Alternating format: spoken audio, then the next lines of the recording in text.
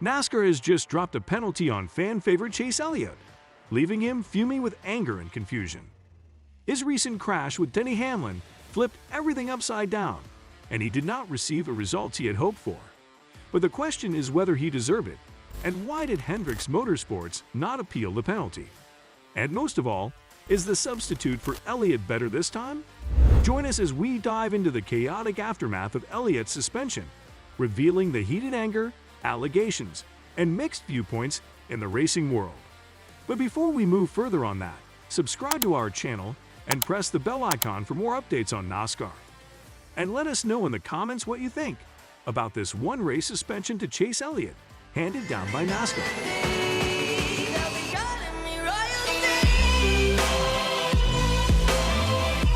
When Chase Elliott, a fan favorite and previous Cup champion, purposely crashed Denny Hamlin in the exciting Coca-Cola 600, NASCAR acted swiftly on Tuesday, suspending him for one race.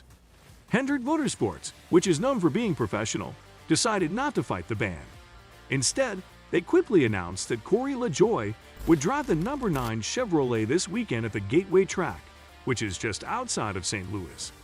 Hendricks Motorsports said in a statement that they understood NASCAR's decision and that they agreed that officials need to be consistent. Elliott, on the other hand, strongly rejected the claim that he hit Hamlin on purpose with a dangerous left hook during Monday night's race at the famous Charlotte Motor Speedway, which was delayed because of rain. Elliott denied it, but Hamlin didn't give up. He put out convincing fake data on social media to show that Elliott was wrong. He was sure that the proof showed that the crash was done on purpose and cleared up any remaining questions. Hamlin was so sure that Elliott should be taken off the track that he said it again on his podcast the next day. It's interesting to note that Hamlin is the owner of the car that Bubba Wallace drives. Wallace was banned for one race last year for intentionally hooking Kyle Larson during a race in Las Vegas. Many people have said that this move is one of the most dangerous and brave moves ever made in NASCAR. Elliott was suspended because of a rule called the Member Code of Conduct. In this part, there are rules that cover a wide range of situations, such as when a competitor takes another out of the championship race on purpose by doing something dangerous, especially when they are not racing for the place. Elton Sawyer, NASCAR's senior vice president of competition, made it clear that after looking at all the information they had, they thought Elliott's action was intentional. Hamlin was so angry about the crash that he said he wanted to get in Elliott's face. Yeah, it's a tantrum, and he shouldn't be racing next week. Right rear hooks are absolutely unacceptable.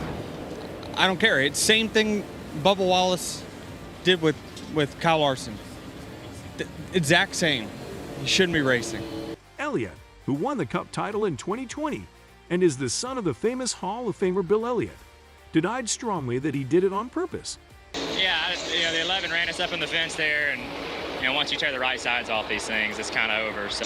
Denny said there was some retaliation there. Was there any retaliation on your part? Like I say, once you hit the wall in these things, you can't drive them anymore. So, unfortunately, just an unfortunate circumstance. While in an episode of his show called Actions Detrimental, Hamlin didn't hold back as he talked about how he felt about Elliott's actions. There's no explanation that he could possibly give, which he didn't, of reason for hanging a left. He obviously didn't want to admit it. He did the, I can't hear you, sorry. And then, sorry, I can't hear what you're saying, but yeah, my car just couldn't drive it. Bullshit. The wheels were dead straight. Even after we crashed and, destroyed our he goes down the back straightaway, and you look at both tires, front tires are pointed the correct direction. And I pointed out in the data that I tweeted that once he got into the wall, there was nothing wrong with his car. He's turned the wheel back straight, like he was going down the straightaway. And you can tell by data whether you've got toe link damage or not. So you can tell that basically if your line is skewed one direction or another, where you have to turn it left or turn it right, whether you've been a toe link or done significant damage. For God's sakes, Tyler Reddick pounded the wall twice as hard as he did and didn't hurt his car. Everyone hits the wall. But he threw a hissy fit, and he just hung a left on us in the most dangerous part of the racetrack that you possibly could. And it ended my day and his, and in my opinion, he shouldn't be racing next weekend because NASCAR set a precedent last year on this. That is just so immature. to right rear hook someone. It's just childish, and it just pisses me off because, you know, you got to be better than that. I don't give a shit. Like, what goes on in your head to think that that's the right move to make? I don't know. Elliot's ban could affect how many people watch the next race weekend and how many people show up. Notably, Elliot has been named most popular driver by fans for the past 5 years. This shows how much of an impact he has on the sport. It was interesting to hear that NASCAR's TV ratings went down after Elliot hurt his leg while skiing. Elliot had surgery on his left leg after the accident and then spent time getting better in Colorado and his hometown of Dawsonville, Georgia. Elliot explained why he went skiing before a race weekend. Snowboarding is something that I've been doing for a long time. You know, it's one of those things that I've used as a training tool over the years as well, no different than riding bikes or any of the above. So I feel like I make decisions with my career in mind first, and I always have, and this was no different. It was just a perfect storm and an unfortunate accident.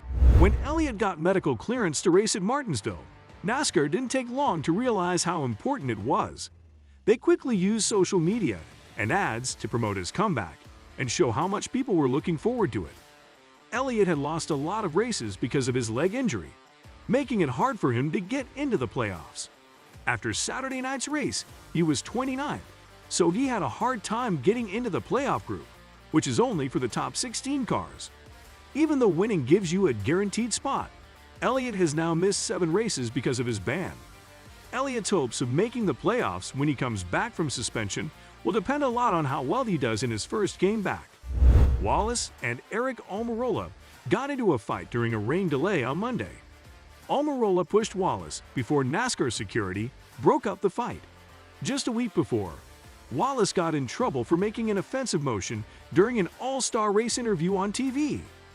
During his show, Hamlin talked about how, as a car owner, he would like to see Bubba Wallace focus more on what he does on the track instead of making news outside of it. As his car owner, I don't love it at all. I mean, just keep your hands in your car. You know, that's what kind of got him and Bowman into it last week. It was the hand gesture. Like, just stop it. Just stop it. Like, you know, just cause him. You've got some positive momentum on the racetrack.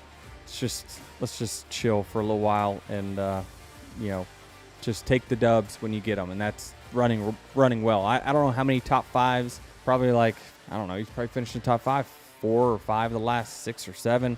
He's just doing fantastic on the racetrack. I hate that we're talking about this for sure. When Corey LaJoie took over for Elliot, he had mixed feelings about the situation. But he was still thankful to team owner Mr. Hendricks for giving him the chance, and he was excited to join Hendricks Motorsports for the next race. LaJoie knows how important this chance is because he is a full-time Cup driver for Spire Motorsports, one of the smaller teams in the Cup Series. If he wins while driving the number 9 car, he will get into the drivers' playoffs, which is a very desired accomplishment. Carson Hocevar, a well-known Truck Series driver, will take over the number 7 car on Sunday to fill in for LaJoie while he is away. But one question that remains is why Hendricks Motorsports picked Corey LaJoie this time. Were Josh Berry's skills not good enough? There has been no official word of who will replace Elliot before the next Xfinity Series race at Portland International Raceway on June 3 at 4:30 p.m. ET on Fox Sports 1. But it seems pretty clear that the team didn't choose Josh Berry as the replacement driver for the number 9 Chevrolet. The choice seems to have been made because it was thought that putting Berry in as Elliot's replacement for the weekend would be more trouble than it would be worth. While looking at Corey's replacement, Carson Hocevar, who races full-time in the Truck Series for Nice Motorsports, seems like a good choice to replace Corey LaJoie. Hocevar has already shown how versatile he is by running for Spire Motorsports in 2 Xfinity Series races. Because of this, he would be a great choice to run the next race in place of LaJoie. So it was all about the video here. Tell us in the comments what you think about the video. And if you enjoyed today's video, then subscribe to our channel, hit the like button, and press the bell icon for more updates.